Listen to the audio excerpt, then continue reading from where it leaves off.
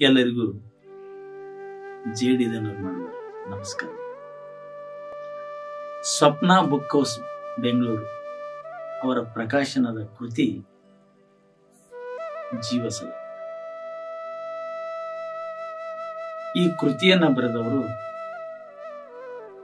ಕನ್ನಡ ಪತ್ರಿಕೋದ್ಯಮದ ಹೊಸತನದ ಹರಿಕಾರರು, ವಿಶ್ವವಾಣಿ ದಿನಪತ್ರಿಕೆಯ ಪ್ರಧಾನ ಸಂಪಾದಕರು, ಲಕ್ಷಾಂತರ ಓದುಗ ಅಭಿಮಾನಿಗಳನ್ನು ಹೊಂದಿರುವ ಹಾಗೂ ನನ್ನ ನೆಚ್ಚಿನ ಗುರುವಾದ ಶ್ರೀ ವಿಶ್ವೇಶ್ವರ ಭಟ್ರು.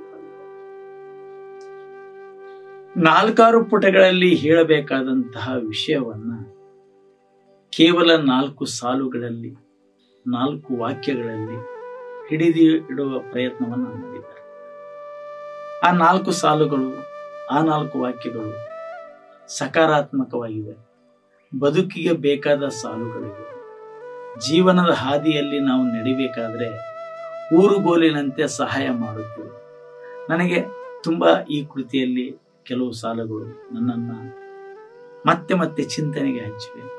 ಸಾಧಿಸುವ ಛಲಗಾರನಿಗೆ ಬೇಕಾದ ಸಾಲುಗಳು ಇದರಲ್ಲಿ.